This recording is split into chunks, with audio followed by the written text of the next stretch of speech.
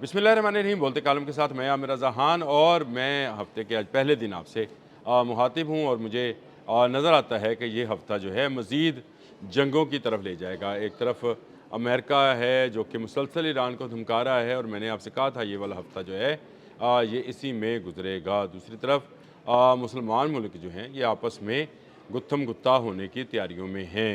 कुछ पता नहीं चल रहा कौन सा ड्रोन कहाँ से उड़ता है और कहाँ आ जाता है। मैं आपको बताता हूँ कि ये इमाम नईम बिन हम्माद हैं। उनकी किताबुल फ़ितन है जिसमें हदीस नंबर 981 है जिसमें ये कहा गया कि आखिरी ज़माना और जो जंग होनी है जिसको मैं जिसका अक्सर ज़िक्र करते हुए जो है मलहमतुल उज़्मा और कुबरा ज़िक्र करता हुआ मैं ख़ुद भी डर जाया करता हूँ। उससे पहले छोटी छोटी जंगें होंगी और उम्मत इस तरह से आपस में बरसरे पेकार होंगी जैसे कंगी में कंगी फंसी होती है। कंघी के धंधे होते हैं ना जी, कंघी को कंघी में फंसा के ज़रा देखिएगा वो कैसे सख्त फंस जाती है। और इसमें आगे चलकर मुस्तदरक हाकम में एक हदीस है जो कि मुस्लिम ने भी रवायत की है और उन्होंने कहा है कि दो खैमों में उम्मत तकसीम हो जाएगी, एक हक का एक बातल का, और इनमें आपस में लड़ाइयाँ शुरू हो जाएंगी। अब ये सारी चीज़ें मेरे जहन में क्यों आ रही हैं? देखें, अबू धाबी के एटमी प्लांट पर न्यूक्लियर रिएक्टर जो है पावर रिएक्टर है, उसके जनरेशन रूम के ऊपर एक ड्रोन गिरता है, आग लगती है, आग भड़क जाती है। पहले बयान आता है कि ये मगरब की तरफ से आया है। मगरब आप समझते हैं, मुत्तहिदा अरब अमारात के मगरब में सऊदी अरब है और इसके मशरिक में मुत्तहिदा अरब अमारात है। शैतान का ज़माना जो है वो करन जो है वो उसका मशरक़ से शुरू होना है। ये सारी चीज़ें जो हैं मैं अक्सर आपके साथ ज़िक्र करता रहता हूँ। अच्छा, ये ड्रोन्स आते हैं, पहले ये कहा जाता है ये मगरब से आया है, फिर ये ईरान पर इल्ज़ाम लगाया जाता है। कहाँ से आया कहाँ से नहीं आया नहीं पता चला। और मैंने आपसे कहा था कि अबू धाबी के जो पावर प्लांट्स हैं, जो उसके ऑयल डिपोज़ हैं, उन पर नज़र रखिए। जैसे ही कुछ बड़ा होने लगेगा उसको निशाना बनाया जाएगा। उठाएँ मेरे पिछले व्लॉग्स और उसमें देख लें मैंने आपसे क्या कहा था। अब आ जाए सऊदी अरब की तरफ, जिस पर 3 ड्रोन्स जो हैं फायर किए जाते हैं और फायरिंग के बाद इनको नाकाम यानी इन ड्रोन्स को नाकाम बना दिया जाता है। कहा गया है कि ये ड्रोन्स जो हैं इराक़ की जानिब से आए हैं। सऊदी गवर्नमेंट ने ये कहा कि इसका जवाब हम वक्त आने पर देंगे। कौन से वक्त आने पर देंगे इसका फ़ैसला सऊदी गवर्नमेंट ने करना है। लेकिन वो जो उम्मत कंघी में कंघी की तरह फंसती चली जा रही है, ईरान है तो वो मुत्तहिदा अरब अमारात पर, मुत्तहिदा अरब अमारात है तो वो ईरान पर। इसी तरह अब सऊदी अरब का नाम लिया जा रहा है, कभी इराक़ की तरफ कभी मुत्तहिदा अरब अमारात की तरफ। तो ये वो सारा ख़ित्ता जो कि बड़ी जंग मलहमतुल उज़्मा से पहले पहले आपस में कंघी की तरह फंसेगा और 2 हिस्सों में तकसीम उम्मत हो जाएगी। एक हिस्सा जो है वो हक़ पर होगा और एक हिस्सा जो है वो बातिल पर होगा। हक़ पर तो वही होंगे जो मक्का मदीना के साथ होंगे। मैं याद रखिएगा ये बात, ये रहना है, दज्जाल ने ना मक्का जाना है ना मदीना जाना है। यानी ये इलाका जो है जिसके हम हरमैन शरीफ़ैन बने हैं या मुहाफ़िज़ुल हरमैन शरीफ़ैन बने हैं, ये हित्ता क़यामत के तक रहना है और इसी हित्ते में सारा कुछ होना है। वैसे तो हज का ज़माना शुरू हो गया, अब आपको नज़र भी आएगा कि दुनिया कैसे जौक दर जौक जो है वहाँ पर पहुँचेगी। लेकिन सूरत हाल हर वक्त गुज़रते वक्त के साथ संगीन से संगीन तर होती चली जा रही है।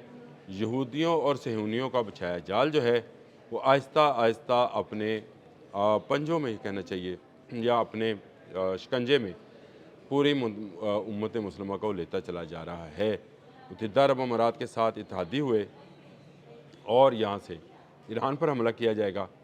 ईरान से जो हमला होगा वो मुत्तहिदा अरब अमारात पर होगा। सारी जंग जो है घेर कर इस हित्ते में लाई जा रही है। अब कहा जा रहा है कि ये जो सऊदी अरब पर ड्रोन्स फायर हुए ये किन्होंने किए थे।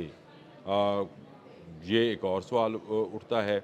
फिर अबू धाबी में जो प्लांट पर हुआ ये कभी कहा जाता है कि ये हिज़्बुल्लाह की कार्रवाई है, कभी कहा यानी ये इसका मतलब है ईरान, और कभी कहा जा रहा है ये मशरिक़ की तरफ से मगरब की तरफ से आए थे और उन्होंने तबाही मचाई है।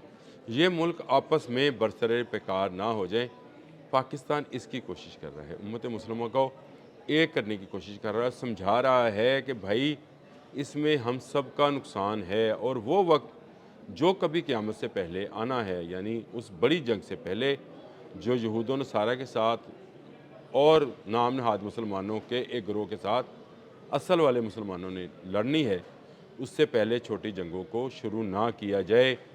یہ نشانی جو ہے اس کو مکمل نہ کیا جائے۔ لیکن دیکھ لیجئے جو میں نے آپ کو حدیث بیان کی امام نعیم بن حماد کی کتاب الفتن سے، اس کے مطابق اب ہم الجھتے چلے جا رہے ہیں، اور یہ الجھنا جو ہے یہود و نصارہ کے لیے فائدہ مند ہے، ہمارے لیے نقصان دہ ہے۔ اسلحہ ہم ان سے یہود و نصارہ سے خریدیں گے، اپنا تیل یعنی امت کا وہ جو دولت ہے اس کو خرچ کر کے اسلحہ خریدیں گے، اور ایک دوسرے پر وار کریں گے، لڑیں گے اور ایک دوسرے کو ماریں گے۔ اب مجھے ایک حدیث نبی اکرم صلی اللہ علیہ وآلہ وسلم کی یاد آتی ہے، جس میں جو میں بچپن میں پڑھا کرتا تھا، جس میں یہ کہا گیا تھا کہ قیامت کے نزدیک مارنے والے کو پتہ نہیں ہوگا کہ وہ کیوں مار رہا ہے، اور مرنے والے کو پتہ نہیں ہوگا وہ کیوں مر رہا ہے، ہوں گے دونوں مسلمان ہی، یعنی آپس میں یہ برسر پیکار رہیں گے۔ آج کی جو تازہ ترین صورتحال تھی میں نے آپ کو بتا دیا کہ اب عرب ممالک جو ہیں یہود و نصارہ کی سازش کے تحت ایک دوسرے کے ساتھ لڑنے کے لیے یا لڑ بھڑنے کے لیے تیار ہیں، تو کسی کو باہر سے آ کر ان کے ساتھ لڑنے کی ضرورت نہیں ہے، یہ ایک دوسرے کو فتح کریں گے۔ حالانکہ یہ فتح نہیں ہوگی، فتح یہود و نصارہ کی ہوگی۔ سارا زور جو اسرائیل کی طرف لگنا تھا اس کو ڈائیورٹ کر دیا گیا ہے، اور اس ڈائیورشن سے جو ہے وہ فائدہ اٹھایا جائے گا، اور یہ فائدہ جو ہے آنے والے وقت میں مسلمانوں کے لیے مزید کڑا وقت یا سخت وقت جو ہے وہ لا رہا ہے۔ اللہ پاک ہمیں اس سخت وقت سے جو ہے محفوظ رکھے، اور ہمیں اس بات کی توفیق دے کہ پاکستان کو، کہ وہ امت مسلمہ کو ایک کرنے میں کامیاب ہو۔ ہم قیامت کو جتنا روک سکتے ہیں، یا سات کو جتنا روک سکتے ہیں، سا کہا گیا ہے قرآن میں اس کو، اس لمحے کو جب سب کچھ تباہ ہو جائے گا اس کو سا کہا گیا ہے، واقعہ کہا گیا ہے، اور جب ہم دوبارہ اٹھ کھڑے ہوں گے اس کو قیامت کہا گیا ہے۔ یہ ایک الگ بحث ہے۔ ہم ویسے ساری چیزوں کے لیے قیامت کا ہی لفظ استعمال کرتے ہیں، یہ قیام سے نکلا ہے، یعنی کھڑے ہونا دوبارہ سے، وہ آخر میں ہونا ہے۔ اس سے پہلے جو الواقعہ ہے، جو سا ہے، وہ آنا ہے، اور اس ساتھ پہ جو ہے سب کچھ ہونا ہے۔ اللہ پاک آپ کو ہمیں سب کو محفوظ رکھے۔ مجھ سے اگر غلطی کوتاہی ہے تو میں اللہ پاک سے بھی توبہ کرتا ہوں، آپ سے بھی معافی کا طلبگار ہوں۔ آپ بھی مجھے معاف رکھیے گا، لیکن کمنٹ باکس میں مجھے میری غلطی ضرور بتائیے گا تاکہ میں اس کی اصلاح کر سکوں۔ اللہ پاک آپ کا حامی و ناصر ہو۔ اللہ حافظ۔